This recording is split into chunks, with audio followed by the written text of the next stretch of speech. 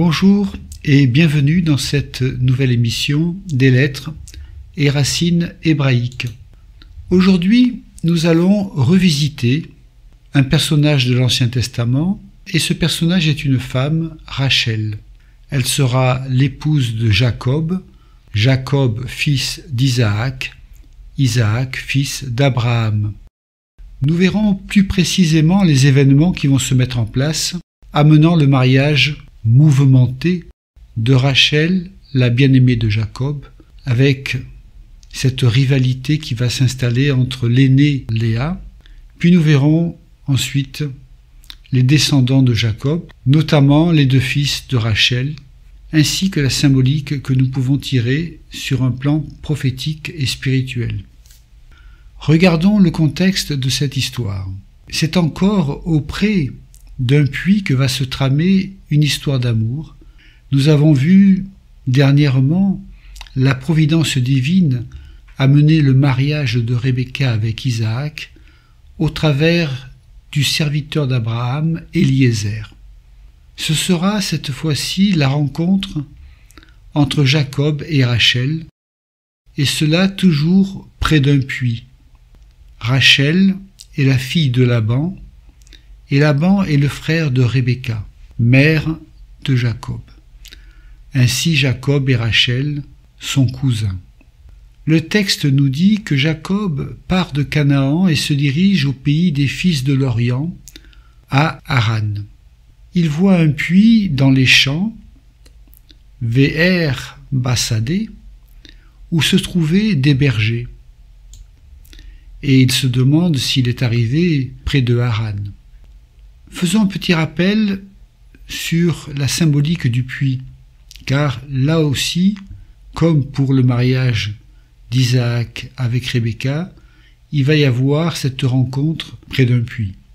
Le puits, donc je rappelle, signifie aussi la source, se dit en hébreu Be'er, et ce même mot prononcé Bahar signifie devenir clair, expliquer. Bet Aleph Resh, on peut le lire avec les lettres, le fait d'être dans Bet, la lumière Aleph Resh. Rappelons aussi que la source en hébreu correspond à l'œil, le Ayin. La lettre Ayin en hébreu correspond à l'œil et signifie aussi la source. Dans l'hébreu ancien, la source s'appelle l'œil de l'eau. Et c'est l'image, en fait, du miroir qui va s'opérer quand quelqu'un se penche sur les eaux et se voit refléter. La source d'eau nous révèle en fait ce que nous sommes nous-mêmes. Il y a une image symbolique très belle. On peut dire aussi que le puits est un lieu de satiété, un lieu d'arrêt, de repos. Notons là dans ce passage qu'il est précisé que c'est un puits dans les champs. Ve'er Bassadé. Le champ, Sadé, nous parle aussi de la nourriture, puisque la racine du mot champ, Sadé, c'est un shin avec un dalet, qui veut dire la mamelle, le sein maternel, le sein, la mamelle. Donc le champ nous parle du fait qu'il est un élément de nourriture. C'est dans les champs que nous allons cultiver le blé, des céréales et toutes sortes de fruits ou légumes. Le puits dans les champs nous parle de quelque chose qui va nous rassasier et nous parle d'un éclaircissement dans la lumière, et c'est justement l'éclaircissement qui va s'opérer pour Jacob, qui est venu chercher une épouse, et c'est près du puits qu'il va rencontrer la bien-aimée. Il est donc près du puits, là où se trouvent des bergers.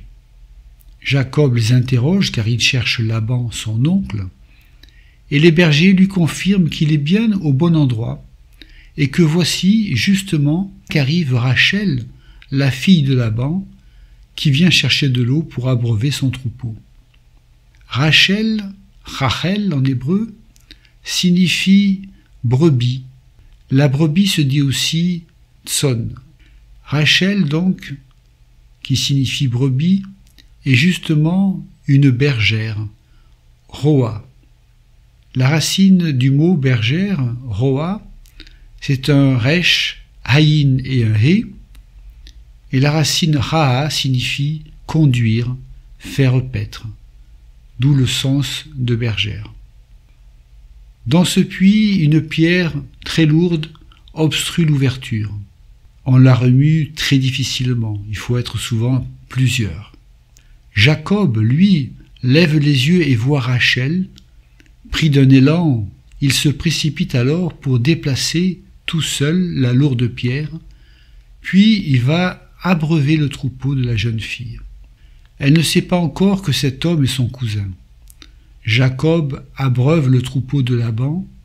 Il y a là comme une annonce d'un avenir prospère, où Laban et ses troupeaux prospéreront au travers de Jacob, un Jacob généreux et travailleur, contrairement au berger de Laban, plus paresseux. Il est dit au verset 17 que Rachel était belle de taille et belle de visage. C'est une jeune femme qui frappait les regards. Joseph, qui sera son fils, bien plus tard, héritera de sa beauté. Nous avons vu l'épisode de Joseph en Égypte, qui par sa beauté va susciter la convoitise de la femme de Potiphar. Rachel était donc belle, et Jacob fut subjugué par l'éclat de sa cousine. C'est le coup de foudre. Cette histoire d'amour est différente de celle de Rebecca, la mère de Jacob. Rebecca qui, elle, aima Isaac sans l'avoir vu au préalable, puisque c'était le serviteur d'Abraham qui était parti, Eliezer, chercher une femme pour Isaac. Isaac prit Rebecca pour épouse sans l'avoir vue non plus, et il l'aima aussi. Il y a donc ici deux providences divines. L'une est comme un mariage arrangé, Rebecca et Isaac, dont le sens prophétique est profond, puisque Rebecca incarne l'Église, Isaac, le Messie, Jésus, le Fils du Père. L'Église va entrer effectivement dans les épousailles avec le Messie sans l'avoir vu. Comme dit Jésus, heureux ceux qui ont cru sans avoir vu.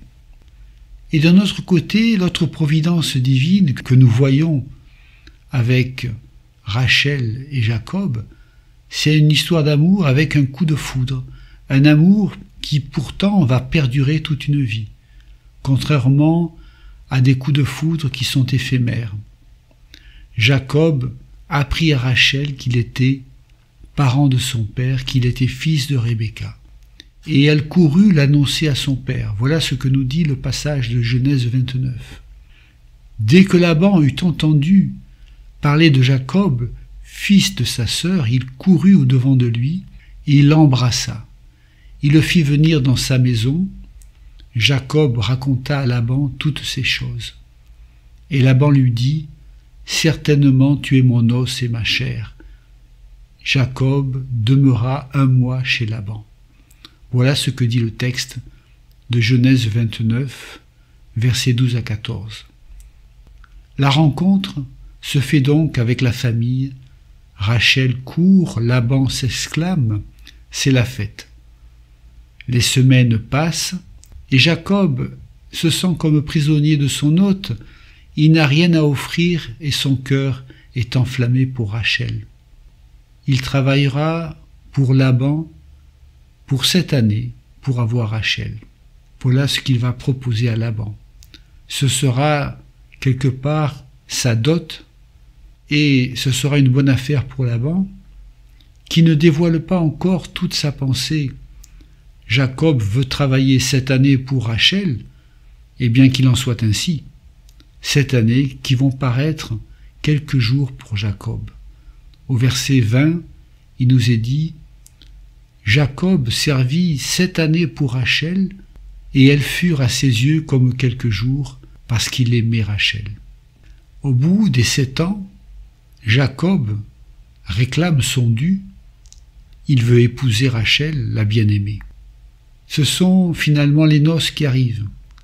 Mais en Orient, marier la cadette avant l'aînée ne se fait pas, ce n'est pas dans la tradition. Le moment tant espéré arrive, il va pouvoir aimer Rachel. La nuit des noces, il part rejoindre sa bien-aimée. Au lendemain matin, c'est la stupeur. Jacob se réveille et ce n'est pas Rachel qui dort à ses côtés, mais Léa, la sœur aînée. Le joyeux projet se transforme en cauchemar à cause de la tromperie de Laban. Derrière tout cela, il y a la discipline de Dieu qui opère. Jacob avait trompé son frère et son père, et le voilà à présent trompé par le frère de sa mère. Toutefois, Dieu reste avec lui dans cette discipline, et le Seigneur va forger son caractère pour constituer plus tard la postérité promise, la nation d'Israël.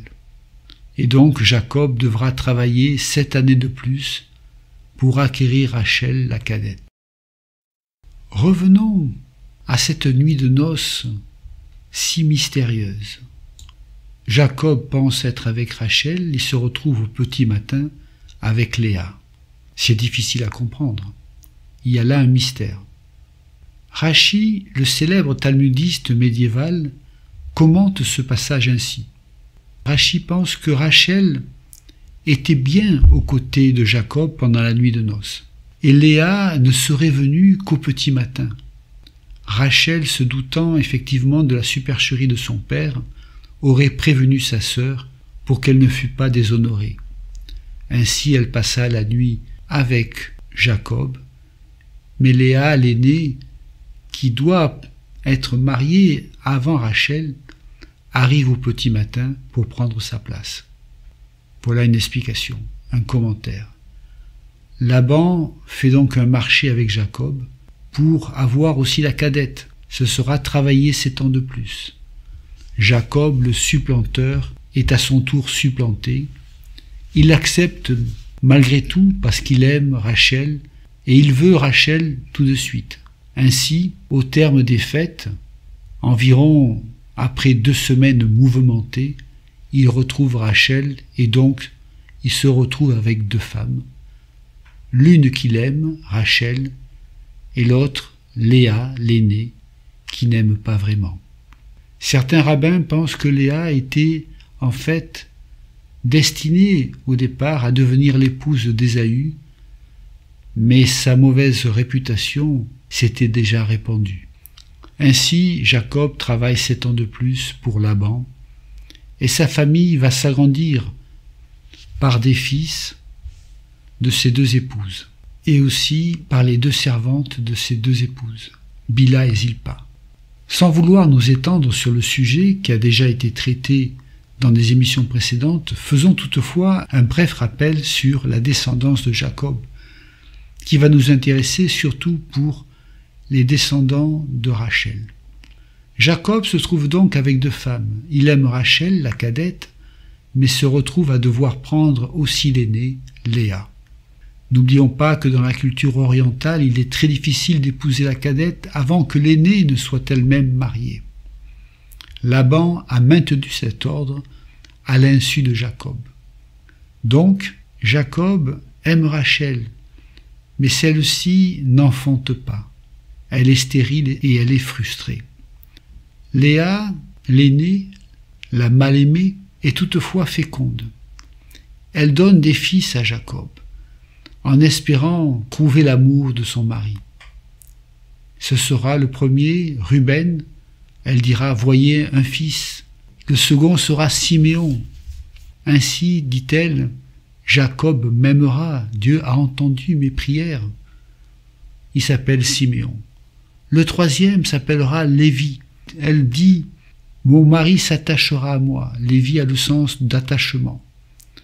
Et donc elle se dit « Mon mari s'attachera à moi ».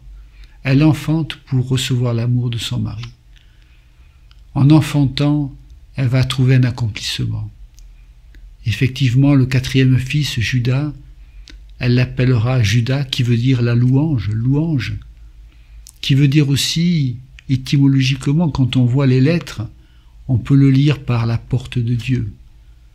Le Dalet, au milieu du tétragramme Yod et Vav et. Yehuda, la louange, porte de Dieu qui sera utilisée par Dieu effectivement comme une porte. Après ces 4 enfants, Rachel, qui est frustrée toujours, car stérile, va donner sa servante Bilha à Jacob pour qu'elle enfante pour elle. C'était une coutume à l'époque. Bilha donnera Dan et Nephtali. Léa, qui n'enfante plus, va aussi donner sa servante Zilpa à Jacob pour qu'elle enfante pour elle. Zilpa donnera Gad et Aser. Puis voilà que Léa se retrouve encore féconde, elle va enfanter 2 nouveaux fils pour Jacob, ce sera Issachar et Zabulon. Puis finalement, Dieu, le Seigneur, se souvient de Rachel, il l'exauce. Elle donnera 2 fils à Jacob, Joseph puis Benjamin. Ces 2 fils nous parlent prophétiquement du Messie. Dans Genèse 30, versets 22 à 24, il est dit « Dieu se souvint de Rachel, il l'exauça, il la rendit féconde. Elle devint enceinte et enfanta un fils, et elle dit « Dieu a enlevé mon opprobre ». Elle lui donna le nom de Joseph, en disant que l'Éternel m'ajoute un autre fils. Cet autre fils sera plus tard Benjamin. Voilà les 2 fils de Rachel, la bien-aimée de Jacob. Ces 2 fils nous parlent du Messie. Joseph, Yosef, qui veut dire croissance, augmenter. La racine de Yosef, c'est souf, qui veut dire la limite. Et donc, Yosef, c'est le dépassement des limites, c'est-à-dire l'accroissement. Dans Genèse 49, 22, 26, il est dit prophétiquement sur Joseph, il est ainsi devenu le berger, le rocher d'Israël. Joseph est le prototype du Messie. Le Messie souffrant, dans un premier temps, Joseph, effectivement, fait des rêves inspirés, mais il est jalousé par ses frères, rejeté par eux, puis finalement vendu à des marchands nomades par ses propres frères, sous l'idée et l'initiative de Judas. Il sera amené en Égypte et vendu comme esclave. Judas, dans cet épisode, jouera le rôle de la porte qui introduit Joseph en Égypte et dans sa vocation, qui sera celle d'un sauveur, après avoir connu la souffrance et la prison. Il y a là l'image de Jésus, rejeté par ses frères, et vendu par Judas, amené à la mort, mais qui sera le prélude de la résurrection. Joseph, qui se retrouve en prison, image de Jésus et amené à la mort. Joseph sera relevé ensuite par Pharaon, parce qu'il va interpréter les songes de Pharaon. Et donc là, il y aura un Joseph, image du Messie devenu Seigneur. Pharaon va relever Joseph, qui passera de la mort sociale, c'est-à-dire la prison, à la gouvernance de l'Égypte, une sorte de premier ministre de Pharaon. Seul Pharaon est au-dessus de lui, et il y a là l'image de Jésus, élevé à la droite du Père, qui aura toute autorité, seul le Père est au-dessus de lui. Joseph recevra plus tard sa famille en Égypte. Leurs descendants se multiplieront en Égypte pour devenir les enfants d'Israël. 2 tribus sortiront de Joseph, Manassé et Éphraïm. Puis enfin, voilà le dernier fils de Rachel, Benjamin. La naissance de Benjamin sera la mort de Rachel. Cela est retracé dans Genèse 35, versets 16 à 20. C'est en chemin près de Bethléem que Rachel va accoucher de Benjamin. Et Rachel va mourir en couche. Rachel meurt là où naîtra Jésus, le Sauveur du monde. Elle meurt trop tôt, suite à une malédiction prononcée par son mari Jacob à Laban, voir chapitres 31 et 32 de la Genèse. Rachel, avant d'expirer, réussit à nommer son fils. Elle le nomme Ben-Oni, ce qui veut dire « fils de ma douleur ». Mais Jacob va nommer l'enfant Benjamin, fils de ma droite.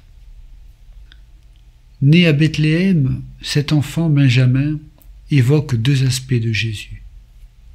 Benoni, c'est-à-dire le fils de la douleur, l'homme de douleur, voir Ésaïe 53, le Messie qui souffre, et nommé Benjamin par Jacob, ce qui veut dire fils de ma droite, et c'est une image du Jésus, du Messie Seigneur. Le Messie Jésus est le Messie souffrant, mais aussi le Messie Seigneur à la droite du Père. Il est Benoni pour Rachel, c'est-à-dire fils de sa douleur.